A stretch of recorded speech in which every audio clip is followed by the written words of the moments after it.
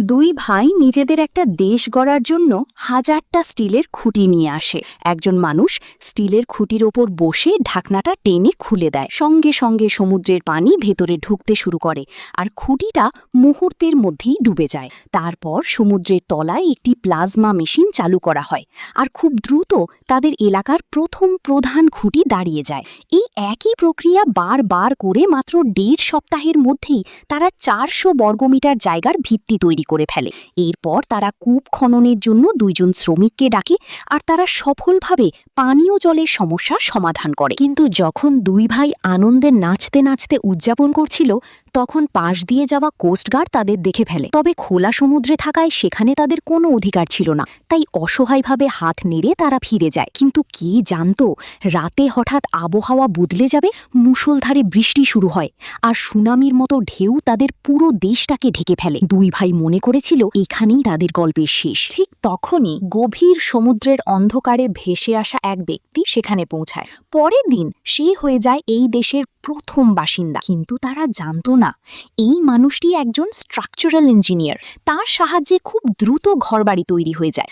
কিছুদিন পর তাদের বিদেশ মন্ত্রীও এসে যোগ দেয়। সে একজন সিনিয়র পাবলিক রিলেশনস অফিসার ছিল।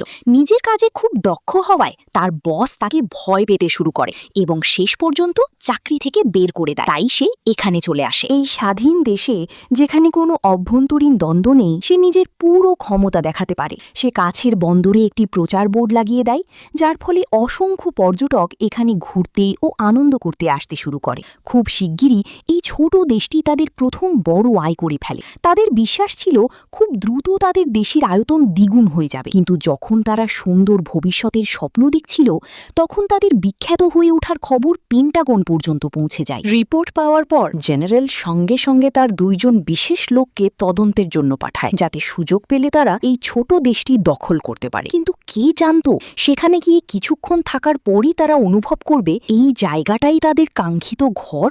এই কথা শুনে জেনারেল ভীষণ রেগে যায়। সে সরাসরি হুমকি দেয়, যদি কাজ ঠিকমতো না হয় তাহলে তাদের কোর্ট মার্শাল করা হবে। ভয়ে দুজনই দ্রুত রাজার কাছে গিয়ে সব খুলে বলে এবং বড় বড় প্রস্তাব দেয়। যদি তারা এই ছোট দেশটি ছেড়ে দেয়, তাহলে বিনিময়ে 2টি ছোট দ্বীপ দেওয়া হবে। কিন্তু তাদের কথা শেষ হওয়ার আগেই এলন স্পষ্টভাবে এই প্রস্তাব প্রত্যাখ্যান করে দেয় এবং বলে, দেশের সার্বভৌমত্ব ও অখণ্ডতা কোনোভাবেই বিক্রি করা যায় না।